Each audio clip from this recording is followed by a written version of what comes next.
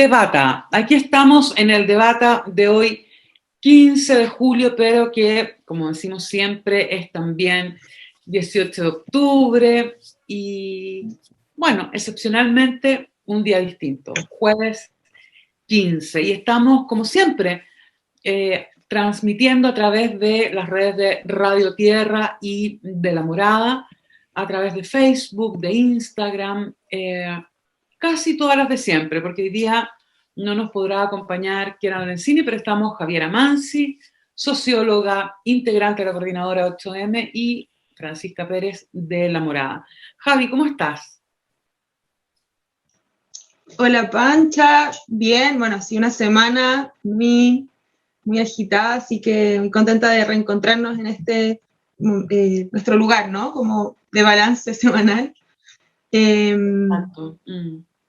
Para ir quizás como, es una semana difícil, ¿no? Para pensar como hitos noticiosos, porque, bueno, venimos diciendo eso hace tiempo, quizás como que todas las semanas a veces resultan muy removedoras. No puedo sino destacar en todo caso que si bien hay un proceso constituyente del que vamos a hablar y que nos vamos a detener ampliamente con Jennifer, que va a ser nuestra panelista del día de hoy, quisiera hablar sobre el asesinato, ¿cierto?, de Pablo Marchand, huichafe de la CAM, que fue asesinado por agentes del Estado, y que no solo eso, ¿no?, sino que nos enteramos en realidad de que inicialmente, por información de Carabineros y de la Fiscalía, de que fue inicialmente anunciado como la muerte de Ernesto Yaitul, hijo de Héctor Yaitul, ¿no?, vocero histórico de la CAM.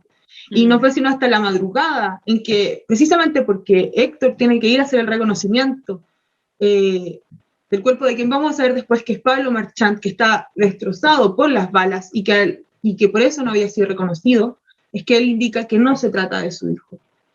Me parece que lo que enfrentamos fue un caso de tortura, ¿no? La tortura de este Estado y de frente contra Héctor Yaitul, y también la forma de incriminación y cómo se asocia el nombre de Ernesto, su hijo, con lo que está, con sin duda una operación también de criminalización muy fuerte. Entonces, nada. Tortura, dices tú, por el hecho de haber filtrado el nombre de su hijo como la persona que habría sido asesinada.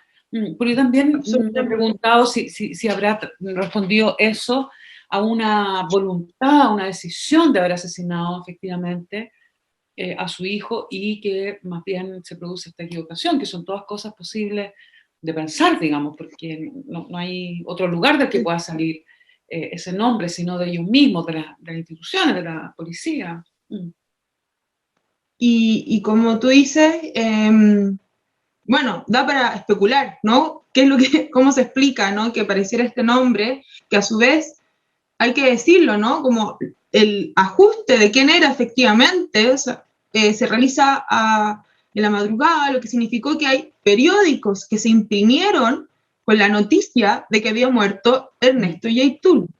Eso es gravísimo, ¿no? O sea, estamos hablando de cómo en el fondo se posiciona un nombre, se lo identifica en un contexto y se sale como a la luz pública, en fin. O sea, y todo esto, por supuesto, no podemos dejar de decirlo, sucede justamente posteriormente a la declaración que sale de la Convención Constitucional con el reconocimiento de la prisión política y la desmilitarización del Gualmao. Me parece que son señales muy evidentes y a la vez como, nada, finalmente como de la política que hoy día está en curso, ¿no? Como la potencia de un proceso constituyente y el ánimo de ciertos sectores de insistir en la misma clave que lo han hecho hasta ahora, que es en una guerra contra los pueblos que vuelve lamentablemente a tener una persona caída, ¿no?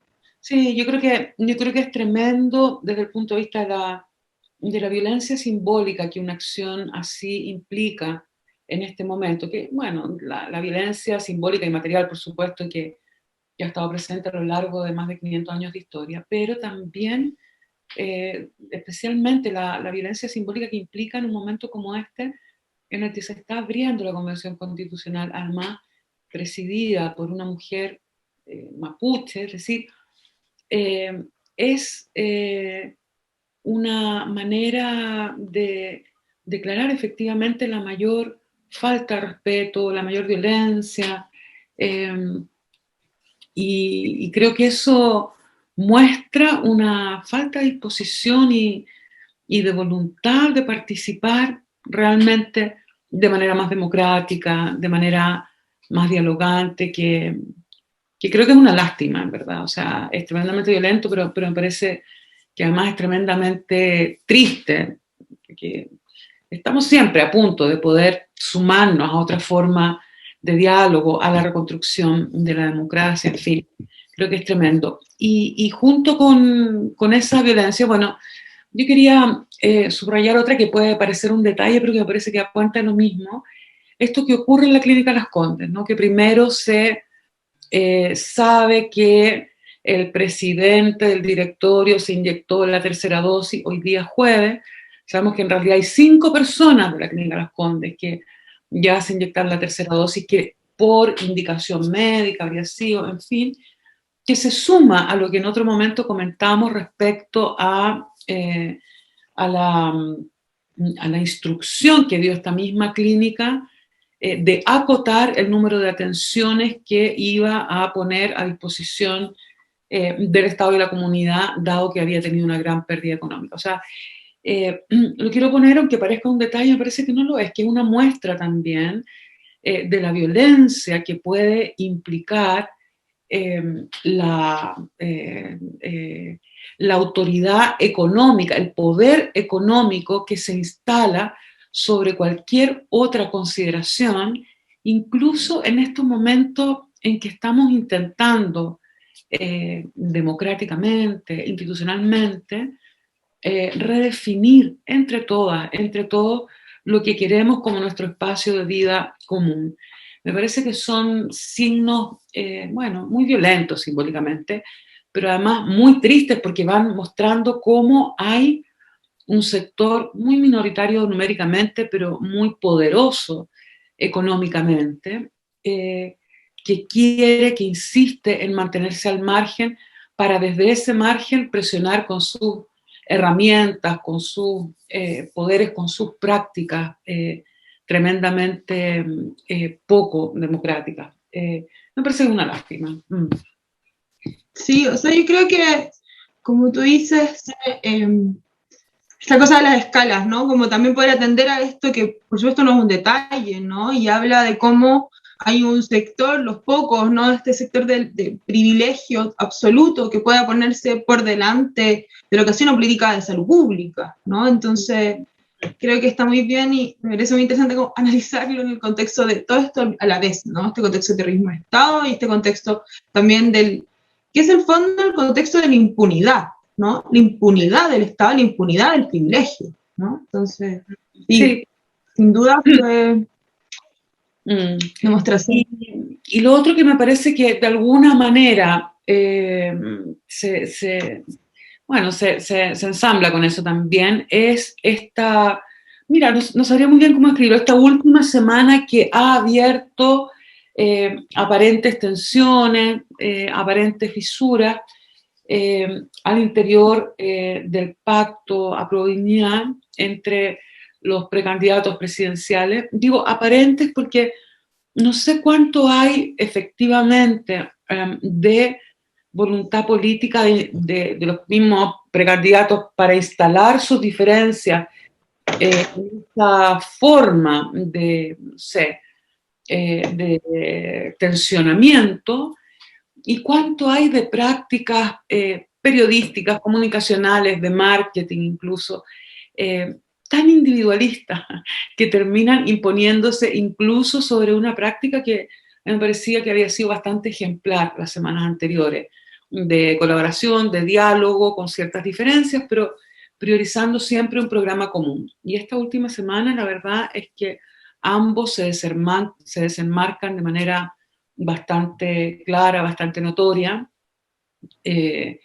y las diferencias y las discrepancias, que son diferencias y discrepancias que nadie ha desconocido, al contrario, que son bastante públicas, se transforman en mecanismos de, no sé, de desresponsabilización de cada uno respecto a las consecuencias de sus acciones. Y me parece que eso habla también de la necesidad de seguir construyendo prácticas políticas un poco más, o sea, mucho más responsables, más democráticas, menos autocentradas, porque acá, por lo menos a mí, no sé qué piensas tú, pero a mí no me interesa ni la figura, ni la persona, ni la historia, ni la infancia, ni de Boric, ni de Jaude. Lo que me interesa es la manera en que cada uno pueda representar de la mejor forma un programa común.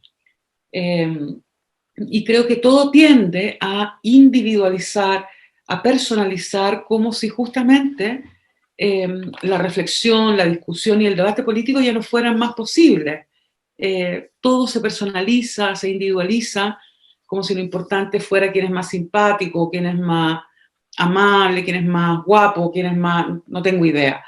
Que me parece que es también en un momento como este, tan importante, tan histórico, que requiere tanto de una refundación de nuestras prácticas, me parece que es ya no solo triste, sino que además es una vergüenza, o sea, y una decepción también. O sea, no está a la altura ambos candidatos, que justamente han sido tan importantes de distintas maneras, pero en democratizar esta instancia, la Convención Constituyente, algunos con responsabilidades políticas en algunas cosas, otros en otras, en fin.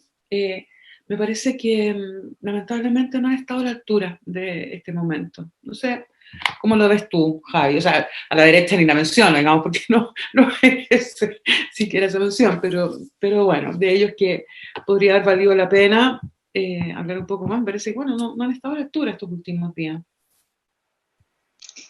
Sí, bueno, yo lo primero que diría es que ha quedado en evidencia el presidencialismo una vez más de la discusión política, ¿no? O sea, es como algo que se toma todo espacio y de alguna manera también, en mi opinión, como que aparece esta figura tan personalista, entre otras cosas porque está construido en torno a eso, ¿no? Como el relato mediático también.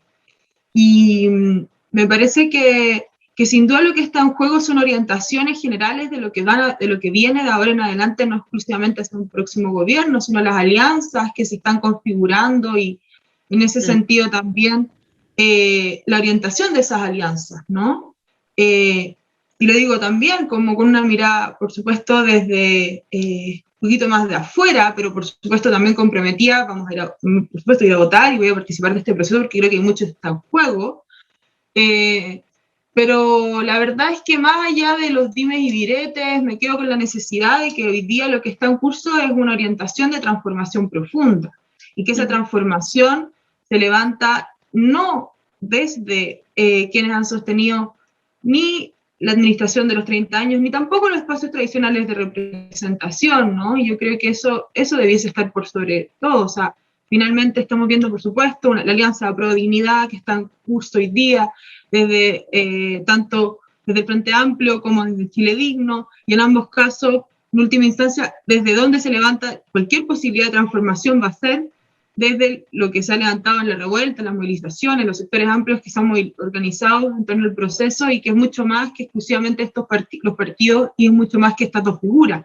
Entonces, mi expectativa es que en cualquier caso la orientación de transformación vaya hacia eso, se dirija hacia eso, y espero en todo caso que se recule de cualquier intención de hablarle a lo que pareciera ser también los sectores de un centro que yo no sé dónde están buscando y que a la vez me parece a mí que está bastante lejos de asumir, ¿no? Como el ciclo político que está abierto, ¿no? Entonces, eso, en realidad yo diría que sí, lamentable, no me extraña de ninguna de las dos partes, lo hemos visto antes, lo seguimos viendo, lo vamos a ver después también. No tengo muchas mayores expectativas respecto a eso, pero sí una responsabilidad que espero que se asuma, ¿no? Sobre este ciclo y que en cualquier caso vamos a ver qué va a pasar después de las elecciones, ¿no? Con respecto a esta alianza hay que seguir atentas si es que cómo se va a sostener. Sí, y a dos cosas fundamentales, yo creo que tú dices, Javi, que me parecen bien importantes de subrayar. Una, que efectivamente en esta primaria no se termina el ciclo progresista de la deliberación presidencial, porque efectivamente pueden aparecer, por cierto, otros candidatos y candidatas más ligados a los sectores independientes, de la movilización social, de las organizaciones sociales, en fin. Pero por otra parte, porque también estoy muy de acuerdo, esta forma tan estrecha que va tomando el camino a la primaria da cuenta de un personalismo que tiene una raigambre estructural en la política, que es la figura del presidencialismo. Es decir, que lo que se pone en crisis también es una manera de gobernanza tremendamente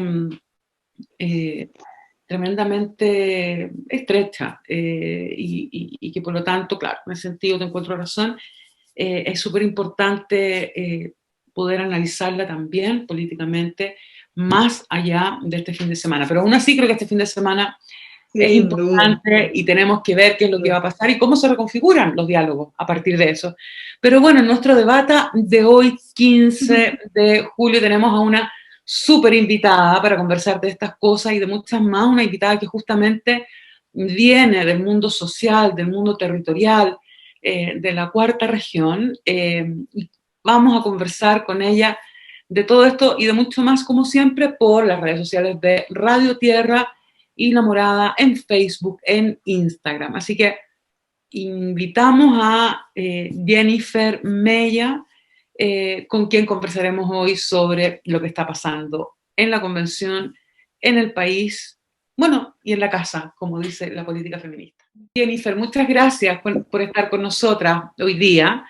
Jennifer es abogada, es aprendiz de agricultora, y fue electa como convencional constituyente independiente por el pacto Apruebo Dignidad, entiendo que en particular por un cupo en Convergencia Social, y obtuviste la segunda mayoría en la región de Coquimbo. Y por otra parte, al mismo tiempo, me parece que eres la única constituyente que se posiciona como lesbiana, al mismo tiempo que eres parte de las 8 constituyentes que se autodeterminan o se autodefinen dentro de la comunidad LGBTIQ+, y que representan el 5,2% de los escaños electos. ¿Estoy en lo correcto? Hola Francisca, hola Javiera, sí, efectivamente es así, soy independiente, mi única militancia, como he dicho antes, ha sido siempre el feminismo, pero aceptamos con la asamblea a la cual represento un cupo por Convergencia Social e integramos el Pacto Pro Dignidad. Y se nos permitió encabezarlo incluso, así que muy contenta porque también la primera mayoría de mi región es una mujer independiente, y que representa además otra provincia, del Choapa. Entonces somos de las 2 provincias más olvidadas de la región de Coquimbo, ella de Choapa y yo de Limarí, así que muy contenta de poder hoy día estar hablando desde un lugar que invita también a la diversidad a ocupar estos espacios de representación popular. Así que muy contenta como activista lesbiana, muchos años ya, 18 años digamos, en ese tipo de activismo, así que muy contenta también con todo el apoyo que he recibido durante estos meses. Súper, qué bueno, qué interesante. Me gustaría preguntarte en primer lugar acerca de eso, Jennifer. Dijiste al pasar que habías llegado a participar en el proceso convencional, incluyendo el proceso eleccionario, desde la asamblea de la cual participabas. ¿Qué asamblea es? ¿Es una asamblea feminista, lesbofeminista? Cuéntanos un poco más. Sí, bueno, es una asamblea, digamos, no es feminista, pero no está solo compuesta por mujeres. Para mí es una experiencia nueva poder también participar en espacios mixtos. Por lo general había participado de espacios más separatistas, de mujeres feministas y lesbianas sobre todo, y hoy día me encuentro radicada hace 8 años en regiones y allá un poco más lento esto de también organizarse solamente en espacios separatistas y también la participación del colectivo al cual yo pertenezco, que son los colectivos LGBTIQ+.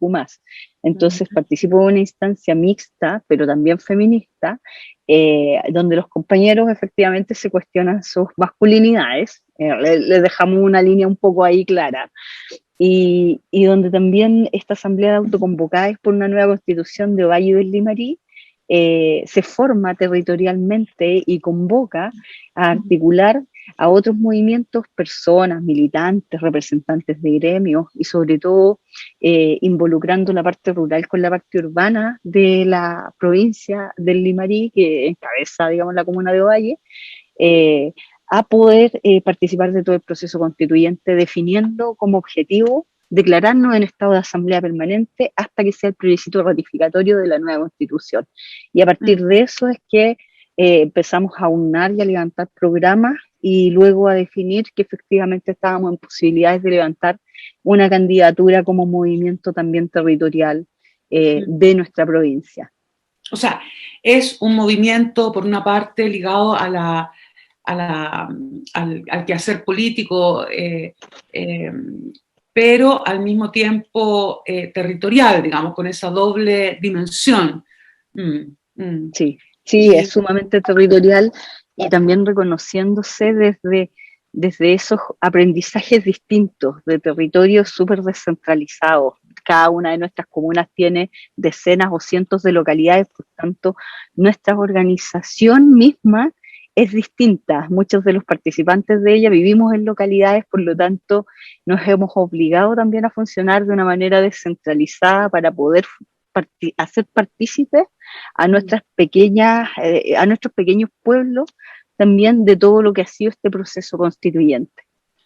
Bueno, entonces, en ese sentido, podríamos pensar que me parece algo bien importante que quizás se conversa poco. El activismo LGBTIQ+, digamos, no es necesariamente, por lo menos no en los territorios, algo separado, distinto de las preocupaciones de la vida cotidiana, de la vida colectiva, de la vida ciudadana y de la vida del campo, digamos. Al contrario, o sea, hay una práctica que es muy territorial, lo que me parece bien interesante, en el sentido de que por una parte implica un desafío particular para la propia comunidad, pero también para el quehacer político. Ahora, en ese sentido, ¿cómo llegas tú a la convención? ¿Cuál es como tu planteamiento? ¿Cuál es tu planteamiento o la postura que quieres representar dentro de esta diversidad? Porque están esas dos líneas, ¿no? La territorialidad del norte cercano, o Valle, Limarí, en fin,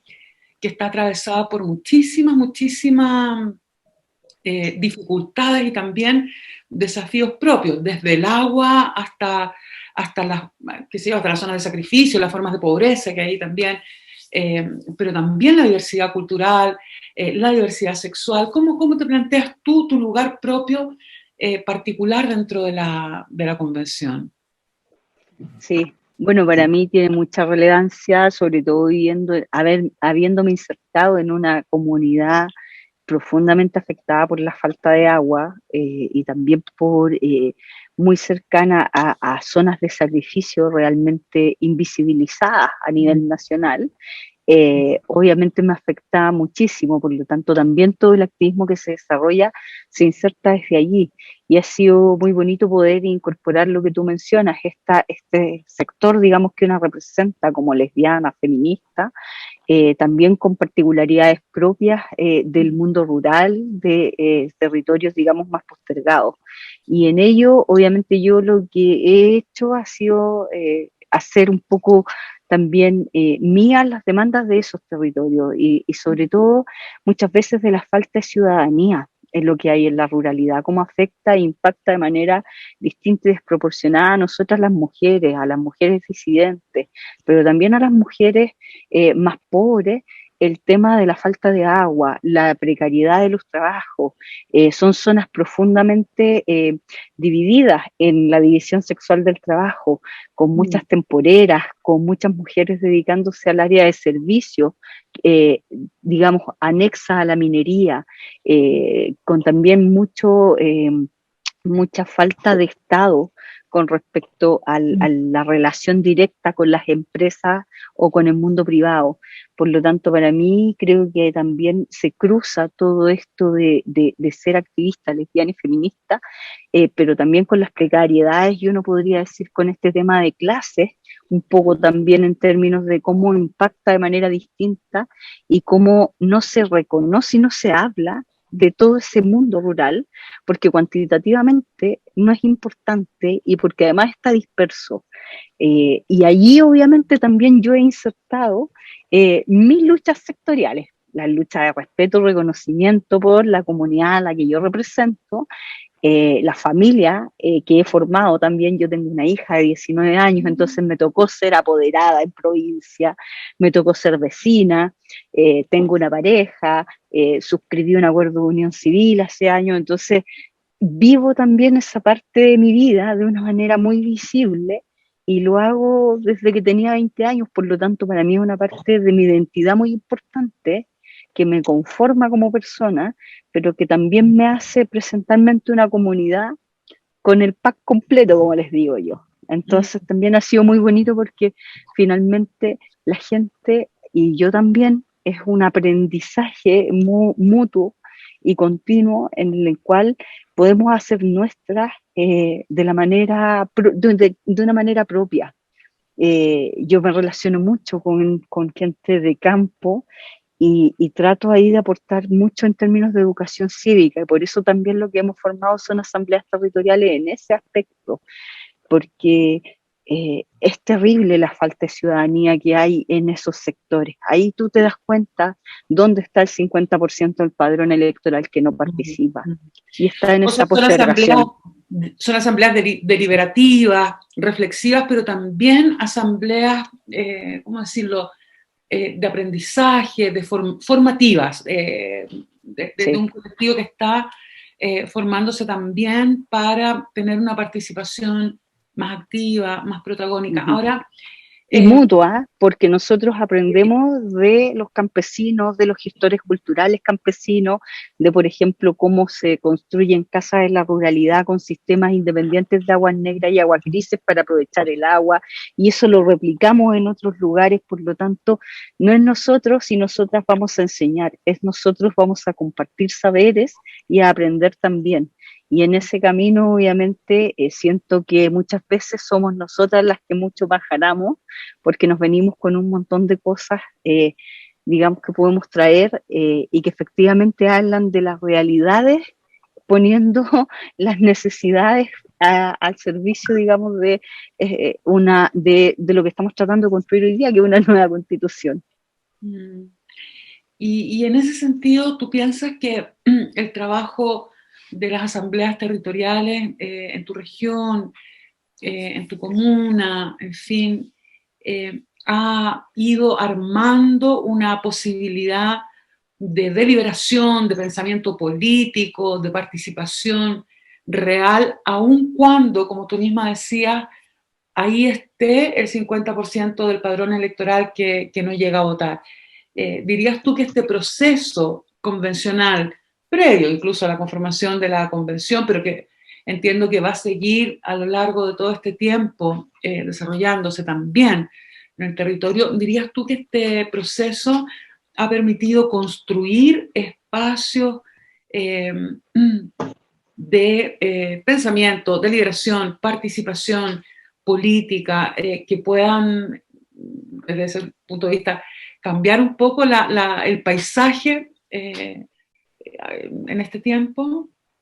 Sí, yo, o sea, por lo menos lo espero, lo ansío y es mi apuesta finalmente, que nosotros volvamos a reconstruir ese tejido social que hemos perdido durante los últimos 40 años en Chile y que finalmente cuando decimos queremos poner al centro como núcleos fundamentales de la sociedad a las comunidades y colectividades es porque lo estamos vivenciando y es porque efectivamente es una posibilidad real. La nuestra es una región que concentra el 98% de las comunidades agrícolas, que es un tipo de propiedad colectiva muy distinto de la propiedad individual y Así que es. se está perdiendo y se siente amenazado, pero que es un gran ejemplo en términos de propiedad colectiva, en términos de colaboracionismo y que también cómo hacer productivo, cómo poder seguir viviendo en sectores cercanos que hoy día, si tú lo piensas en términos de desarrollo fríamente, un economista te podría decir, no, es inviable, superémoslo. Pero donde hay personas, comunidades enteras y familias sobre todo, defendiendo formas patrimoniales de vida, la transhumancia, los cultivos de temporada, estas formas colectivas, son cuestiones realmente importantes en términos de poder digamos, reconstruir redes de apoyo, de ayuda, y que también se pueden dedicar a estas deliberaciones políticas y a esta participación en la medida que también se les ofrezca incidencia real y también posibilidades de, digamos, de voces y también de voto en sus comunidades. Y yo creo que eso es lo importante, porque finalmente no es una exclusión que nazca de las comunidades, sino que ha sido una exclusión donde la política se ha ido cerrando en torno a sí misma y nos ha dejado fuera, digamos, a todo este mundo social diverso que hoy día está volviendo a articularse, digamos, para poder incidir, porque finalmente es desde los territorios desde donde se piensa mucho mejor o más atingentemente cuáles son las urgencias. Evidente, evidente. Y en ese sentido, para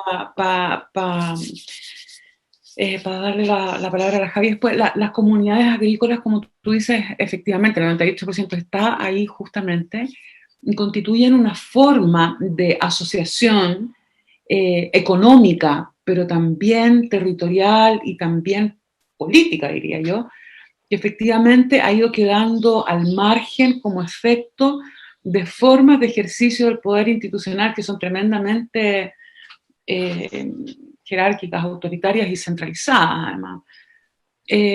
¿Cómo te planteas tú la continuidad de este proceso a lo largo de estos 9 meses o este año que tenemos por delante?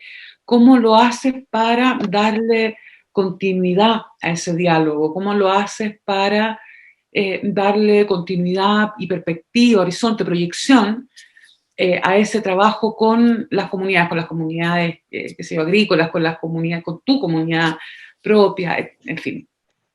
Sí, bueno, nosotras primero planteamos una campaña súper convocante, donde efectivamente salimos a buscar al mundo rural, al mundo campesino, y desde allí, obviamente ellas y ellos nos insuman mucho en términos de lo que quieren como cultura, como patrimonio, como sector propio, y nosotros creemos que esto es solo posible también a través de la importancia que le dan, me gustan los docentes y las docentes siempre piensan en las metodologías.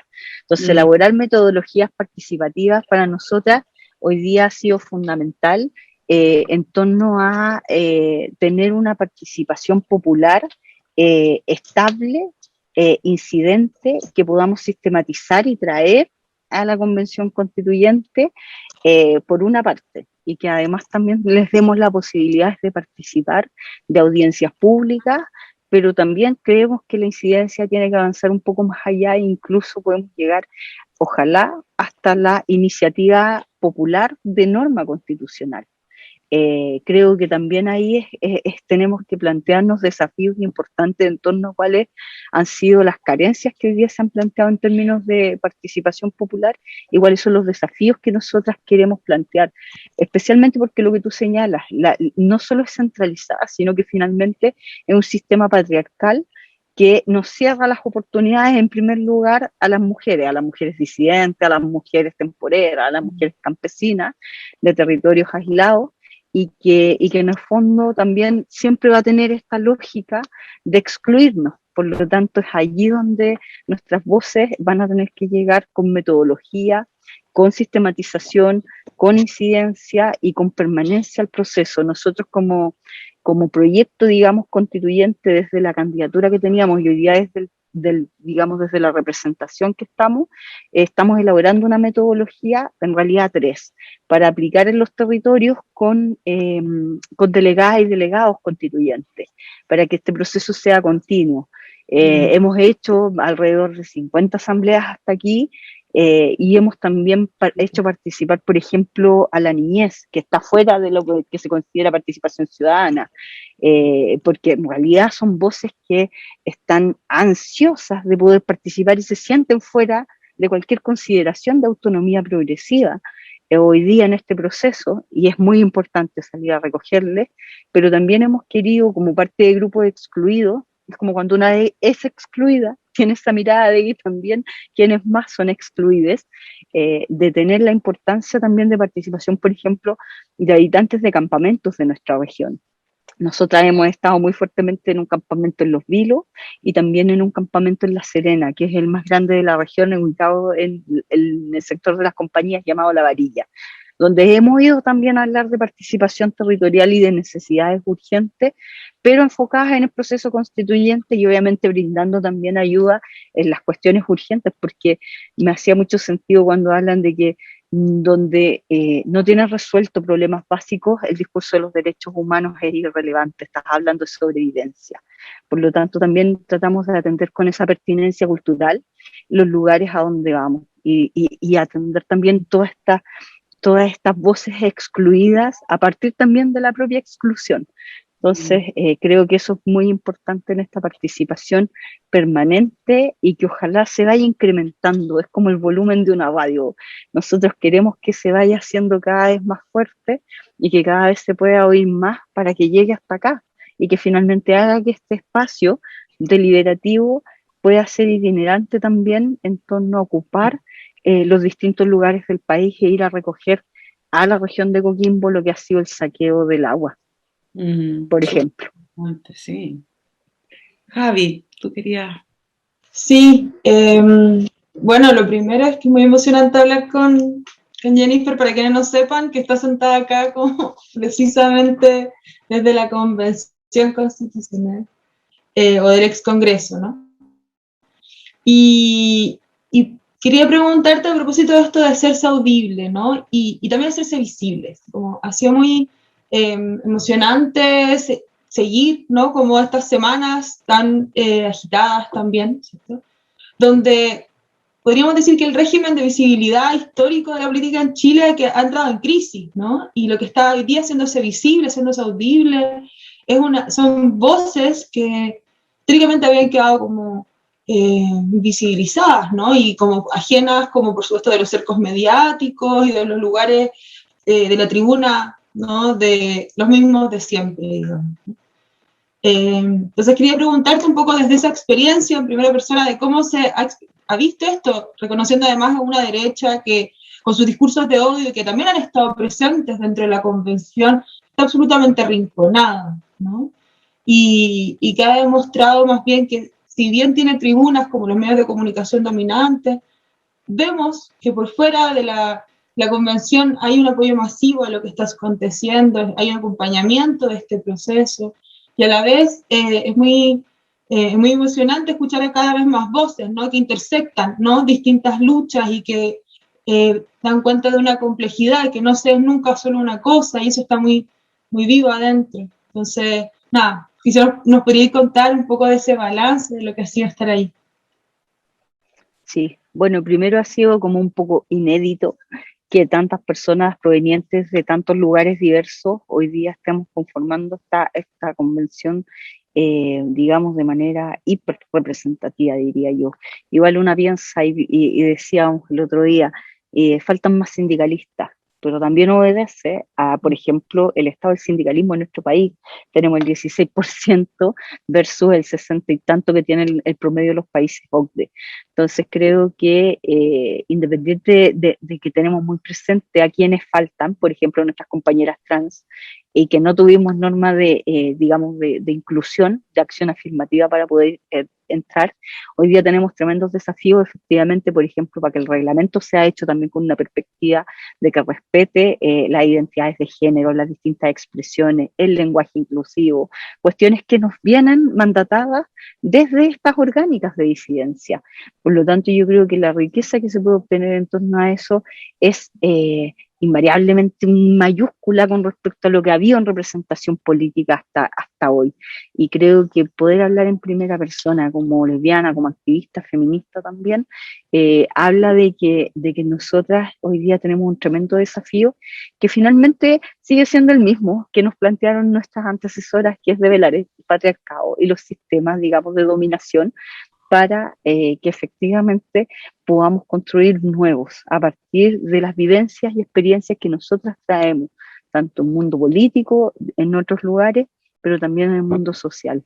Develar esa cuestión finalmente es para mí fundamental, y creo que en eso la articulación tiene que ser lo más amplia posible para poder efectivamente llegar a consensuar no solo las garantías, sino que la parte orgánica de lo que vamos a redactar, que va a tener que ver mucho con cómo se va a organizar el poder. Y creo que allí las mujeres, y sobre todo las feministas y las disidentes, no nos podemos perder. Tenemos tremendos desafíos y barreras que hoy día derribar, y en ello vamos a tener que aunar mucho criterio y mucha articulación. Y eso es lo que a mí también me convoca de manera muy profunda, porque finalmente ser la única entre 155 reconocida y abiertamente lesbiana es un tremendo desafío, porque tampoco antes había, pero es una invitación también a decir, hemos avanzado. Yo he transitado 18 años en el activismo desde que éramos consideradas en los márgenes de la sociedad, cuando era precisamente distinto, era políticamente correcto, digamos, invalidarnos, o que salían titulares en la prensa escrita que fueran peyorativos. Hoy día no, estamos ante una situación social distinta y que debe traducirse en lo institucional, ya sea constitucionalmente o legalmente. Nosotros tenemos que lograr que también nuestras demandas y nuestras experiencias de vida sean reconocidas y reguladas al igual que todas las demás. No queremos asimilarnos a una heteronormatividad, queremos que haya espacio para las diversidades. Y yo creo que eso es muy importante también ir señalándolo, porque vuelvo a lo que señalaba al principio, no es lo mismo tratar de incluirse siempre en un traje que nunca te va a quedar, que finalmente también mostrar la relevancia de las diversidades como un principio.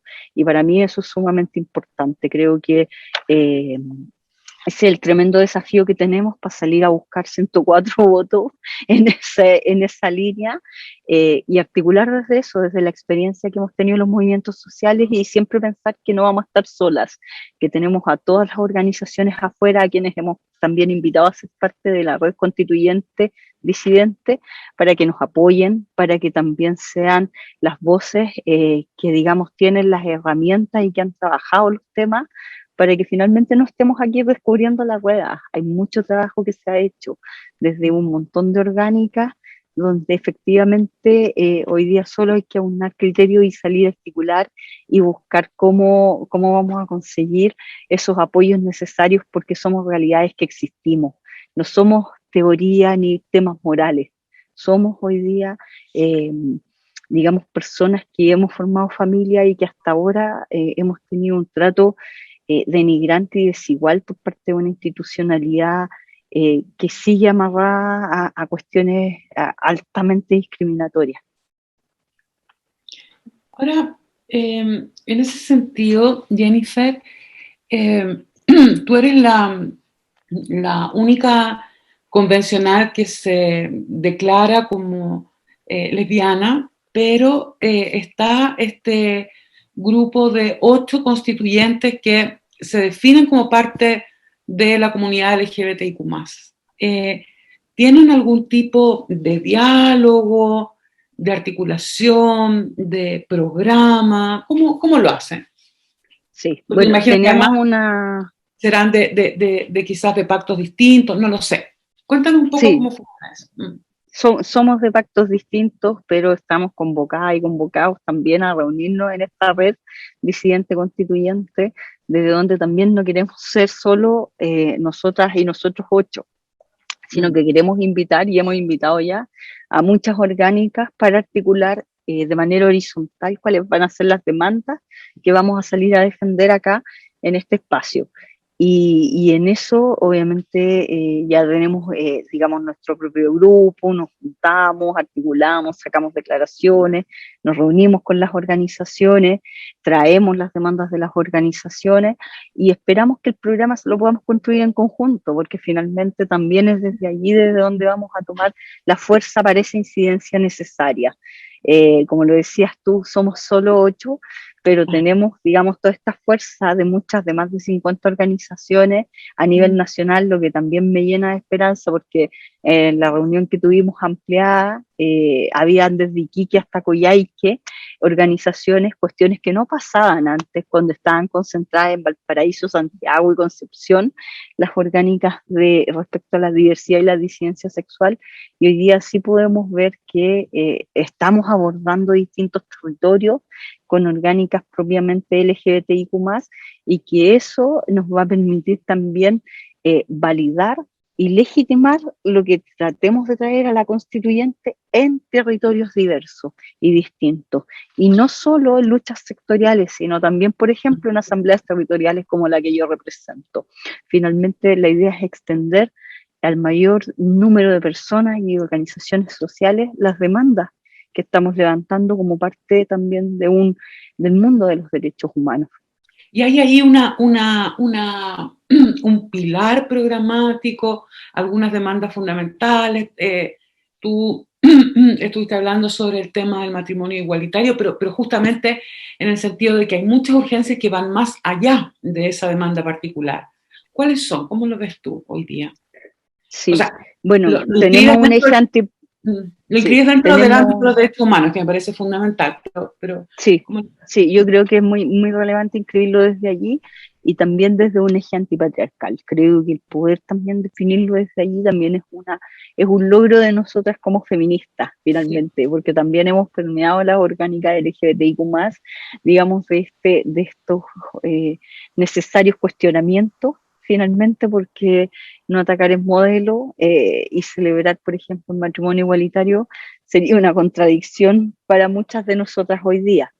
No es que no queramos el matrimonio, sino que finalmente no es una institución que va a satisfacer el estándar de reconocimiento y respeto por el que estamos abogando finalmente, menos aún cuando es parte de un programa o un proyecto de apropiación, digamos, por un gobierno que tampoco defiende los derechos humanos, ni siquiera de las personas a las que supuestamente protegería esta nueva institucionalidad.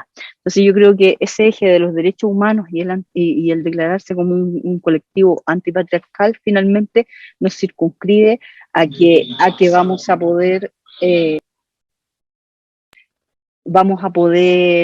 tener también un recurso de derechos humanos que nos permita los principios o bases constituyentes hablar de la diversidad como valor en sí mismo. Eso creo que es muy importante. Y luego que las garantías constitucionales que podamos establecer en un catálogo nuevo también tengamos esta necesaria interseccionalidad, que seamos considerados y consideradas en nuestras distintas dimensiones y que en ello también podamos salir a reconocer no solo la diversidad sexual, sino también las distintas expresiones de género que existen. Que es una cuestión fundamental, encuentro. Yo no sé qué piensas tú, Javi, pero desde el fundamento mismo de la Constitución, es decir, de la definición misma de lo que es un sujeto de derecho, digamos, que no es un sujeto homogéneo justamente, sino que es un sujeto que se constituye a partir de la determinación de esta diversidad de espacios, de dimensiones de las que participa, de su vida sexual, de su vida territorial, de su vida familiar, en fin. Igual, quería decir que me parece que lo más emocionante, ¿no? Es que eso se está prefigurando en la misma, como, no es algo que además sea exclusivamente y que por supuesto es un objetivo y va a ser una de las tareas, pero es algo que ya se está experimentando. Es como cuando decimos, la convención ya es plurinacional, ¿no? Como porque Chile ya es plurinacional. Y el lenguaje ha de ser inclusivo porque eso ya está presente, ¿no? Y creo que me parece muy, muy potente saber que ya podemos no venir a sostener que ya está resuelto, porque son luchas que vamos a tener que dar dentro y fuera de la convención, pero que es algo que ya podemos saber que está haciéndose presente, ¿no? Y haciéndose ineludible. Entonces, nada, creo que igual eso es algo que, no sé, ayer pensaba a propósito de escuchar a Lisa Loncón como enseñando mapudungún a los periodistas de cómo se dice buenas noches al final de la convención. O sea, creo que de qué televisión abierta estamos hablando, ¿no? Es como una... Y que por supuesto que el lenguaje inclusivo esté presente a toda orden, ¿no? En las declaraciones, en la forma en que se presentan y las palabras de constituyentes, que por supuesto va a haber un sector que se va a oponer, porque siempre lo ha habido y lo sabían. Porque ese sector es minoritario, ¿no? Y creo que eso también ha quedado muy claro. Es, nada, me parece como, solo quería poder decir que está ya haciendo, y ya podemos verlo, ¿no? Y que quienes están escuchándonos, hay una invitación muy abierta y que ojalá podamos seguir esta conversación pública, política, la que se está discutiendo tanto que nos afecta tan directamente, pero que además hay muchas voces y que vamos a ir conociendo de a poco. O sea, creo que eso también, cada semana es como que se hacen visibles nuevas voces y creo que eso igual es muy, muy esperanzador también, porque parecía ser que solo habían algunos sectores representados y en verdad es mucho más diverso y complejo de lo que imaginábamos. Sí. Sí, es muy emocionante ser parte de algo que ya es distinto, de algo que ya te convoca desde voces diversas y que ya, como dices tú, implanta una realidad distinta. Ya los mecanismos, ves cómo van cayendo los mecanismos contramayoritarios, que han regido, digamos, de manera muy prepotente el país durante no solo 40 años, sino que durante, no sé, 500 últimos años. Por lo tanto, ves que esa hegemonía también se empieza a resquebrajar y que eres parte de ello y que tienes que ir empujando los cambios y que eso es parte de un desafío colectivo que no puedes hacer sola, finalmente. Por eso también esta red de 8 convoca a muchos y muchas más, porque finalmente hay ahí un reconocimiento de cuál es el poder de la participación popular y de la incidencia social, finalmente, que es lo que tiene que hoy día llamarnos a articularnos. Ahora, en ese sentido, Jennifer, ¿qué piensas tú que es lo más importante que ha ocurrido? ¿Qué destacarías tú de estos primeros 11 días de funcionamiento de la convención?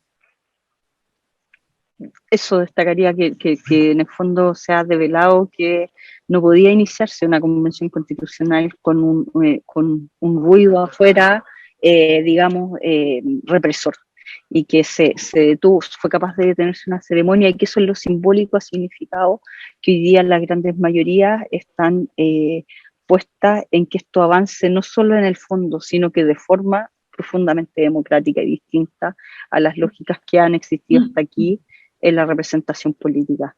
Y eso a mí me convoca profundamente. Creo que cuando ves que las cosas finalmente eres capaz de consensuar en 355 normas de funcionamiento, cantidad de comisiones, cuántas vicepresidencias, son cuestiones que no venían preparadas desde antes, o si algún sector las traía preparadas, han caído.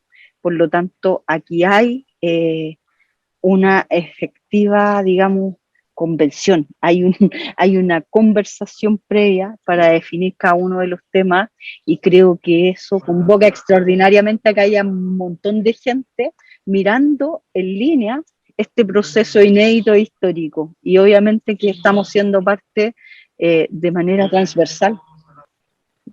Javi, para terminar con esta parte que nos vamos acercando como al final de la sección, vemos que además tú que estás ahí instalada en, lo vamos a llamar en el Palacio Convencional, ya no es más el excongreso, ya es el territorio liberado de la institucionalidad chilena. Vemos que estás ahí instalada y que va empezando a pasar la gente, en fin, así que vamos cerrando. Pero Javi, ¿te gustaría plantear algo para cerrar nuestra visita de hoy? Sí, no, bueno, preguntarte, Jennifer, aprovechar para quienes están escuchándonos y quieran saber más de lo que está como de tu lugar dentro de la convención, cómo poder seguir tu actividad y también cómo participar, cómo seguir incidiendo, cuál va a ser, cómo se vienen también los espacios de deliberación colectiva, territorial. Eso, porque creo que igual hay una dimensión, solo quería decir también que hay mucho deseo, ¿no?, acumulado en este proceso, y a la vez hemos visto sectores que se han opuesto a abrir, ¿no?, más ampliamente esto. El gobierno, sin duda, ¿no?, ha dificultado mucho, y lo han contado, y me parece a mí incluso maltratado, ¿no?, las condiciones políticas posibles de este proceso. Pero obstante eso, seguimos y vamos a seguir, y lo vamos a soltar este proceso en un momento. Entonces, creo que es una tarea de todas como estar comunicando, dónde encontrar información, cómo seguir el proceso, cómo informarse, y quienes sean de tu distrito, cómo participar también contigo y incidir. Sí, bueno, nosotras hemos ocupado harto el tema digital. Estamos ahí por el tema de la pandemia, hemos ocupado harto las redes, hemos convocado a voluntarias y voluntarios, nos ha resultado súper bien el proceso convocante, las redes sociales la maneja gente muy joven, así que tenemos ahí una experiencia, digamos, etaria importante, que le pega harto al Instagram, digamos, al Facebook también, y por otra parte también hemos ofrecido de esa manera la realización de asambleas territoriales. Nosotras hemos hecho hasta ahora, hemos recorrido 13 de nuestras 15 comunas en la región de Coquimbo, solo nos queda pendiente La Higuera y Andacollo, pero también hemos reconocido nuestras limitaciones y hemos conversado con las y los constituyentes de la región de Coquimbo que están acá presentes para poder también de alguna manera optimizar y poder hacer el mayor alcance posible de asambleas y espacios necesarios para que participen todas y todos en esta constituyente. Así que ahí nos estamos organizando también porque creemos que es importante la articulación, para que los de Elqui se concentren allá, la de Choapa también en la provincia y nosotros en Limarí, y poder llegar de manera eficiente, porque no sabemos todavía cuál va a ser el régimen de funcionamiento, pero nosotras no podemos solo apoyarnos en lo digital. Nuestros territorios tienen déficit en términos de conectividad, por lo tanto tenemos que llegar de manera presencial y sobre todo también por, digamos, las distintas, la pertinencia cultural de las personas a las que estamos llegando. Tenemos que llegar a veces a localidades rurales que están muy alejadas, por lo tanto no podemos perder esa presencialidad. Y esa es también la apuesta que hemos realizado, el poder seguir haciendo esta incidencia permanente y colectiva desde los territorios.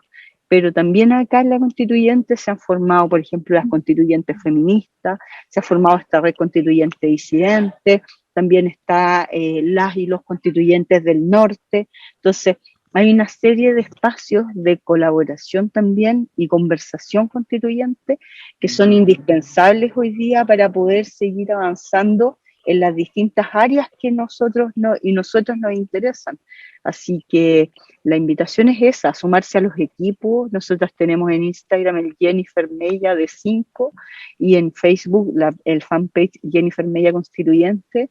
También tengo una página web jennifermella.cl y ahí estamos continuamente subiendo información sobre las asambleas que hemos realizado, sobre los puntos y tablas que se están publicando hoy día, pero sin perder la conexión con lo territorial. Creemos que la participación popular hoy día es lo que nos va a permitir legitimar el proceso durante su desarrollo para que al final tengamos ese 50+1 para ratificar este nuevo texto constituyente. Si no, todo este trabajo va a haber sido en vano y los que están atrincherados y atrincheradas finalmente van a tener lo que querían sin siquiera haber obtenido el tercio, digamos, de bloqueo. Y creemos que eso no nos puede pasar. Por lo tanto, no puede pasar. La principal meta hoy día es que esa participación popular sea permanente, incidente y que nos permita legitimar transformaciones tan profundas como las que estamos proponiendo. Así es. Jennifer, para terminar, queremos hacerte nuestro cuestionario del debate, que es un cuestionario rápido, que le hacemos a todas nuestras invitadas. ¿Quieres comenzar, Javi? Ya. La primera, una mujer que te inspire. Me inspiran. Bueno, creo que durante la campaña me ha inspirado mucho Gabriela Mistral. Estar representando la región de Gabriela Mistral creo que para mí ha sido tremendo. Es cierto. Tremendo, tremendo. Una mujer que no solo, digamos, no aceptó nunca un no, sino que creo que eso es lo más importante para mí, que me inspira de ella, la Gabriela Mistral, y que también estuvo muy involucrada en la reforma educacional en México y que tenía también un profundo sentido de la política. Sin duda. ¿Tu consigna o grito de marcha favorito, el que más te gusta? Saquen sus rosarios de nuestros ovarios. Excelente, lo dice todo. Un libro, película, serie que quieras recomendar. Me gusta mucho me gusta mucho el cuento de la criada. Me angustia, de Margaret Atwood, pero me gusta. Creo que no nos podemos olvidar que independiente de todo lo que avancemos, tenemos que tener garantías de no regresión. Tal cual. Javi, te saltaste uno, que es tu candidata constituyente favorita. Candidata, puede haber salido elegida o no. Hoy mi candidata constituyente favorita, yo diría que me gusta mucho a quien conocí acá, que es la Adriana Cancino. Ella es de Nancagua, del colectivo socialista, la única representante también con discapacidad motora, anda con bastón, y creo que ha sido un tremendo ejemplo para mí haberla conocido y todo lo que se la está jugando también por luchas territoriales, pero también importantes por la inclusión. Así que mi profunda admiración por ella. La invito a conocerla.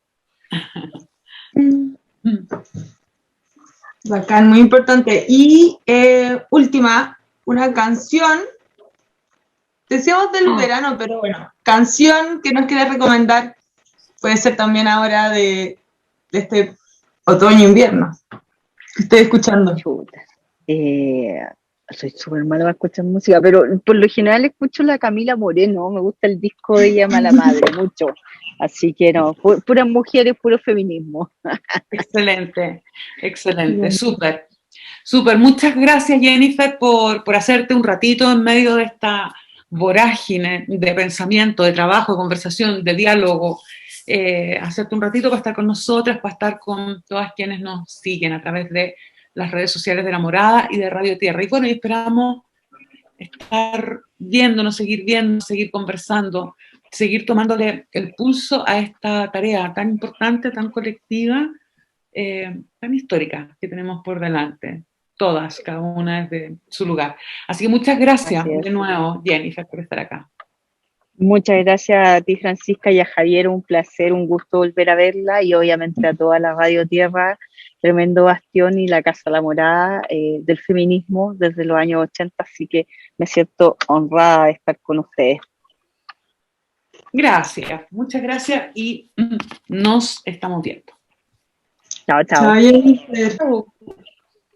Y bueno, se nos va acabando el debate de hoy, 15 de julio, con nuestra gran invitada Jennifer Mella, súper interesante, súper, además me parece inspiradora ella al invitarnos a pensar en estas relaciones, en estas interseccionalidades que van haciendo a la vida real de las mujeres, de las disidencias sexuales, etc. Javi, ¿te gustaría recomendar algo a quienes nos escuchan, nos siguen, conversan con nosotras hoy día? Sí, quisiera, bueno, me sumo a lo que también decía Jennifer, ¿no? Y hay una necesidad muy imperiosa de saber cómo seguir este proceso, de cómo acompañarlo, de cómo hacernos parte.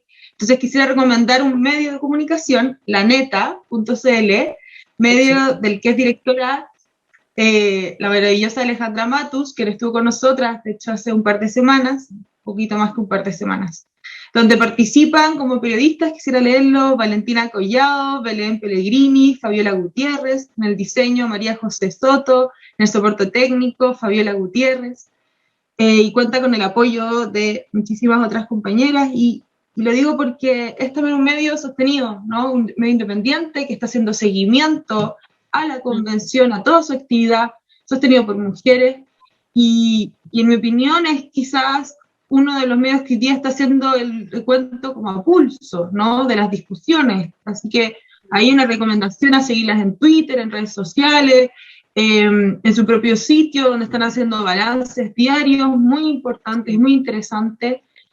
Así que eso, planeta.cl. Excelente recomendación, súper, súper importante, creo yo. Y yo solo quisiera agregar hoy día una invitación que me parece fundamental, que es la invitación a votar este fin de semana por las primarias. Votar en las primarias no es solo elegir un candidato u otro, yo creo que es hacerse presente y cada vez más presente a lo largo de los distintos momentos que debiera tener todo proceso de participación y de representación, porque solo participando a lo largo de todo el proceso podemos también ir redefiniendo qué significa ser parte activa, participativa de la construcción del nuevo país que queremos, de nuestra plurinación, de nuestra plurilengua, de nuestra multiplicidad de formas de vida, de trabajo, de deseo, de hacer. Así que, bueno, el próximo debate estaremos sin duda comentando por una parte lo que ocurre en la convención, pero comentando cómo se va reconfigurando nuestro panorama político. Muchas gracias a todas, a todos por acompañarnos hoy día y nos vemos el próximo jueves, como siempre, a las 8:30 en otro debate. Nos vemos.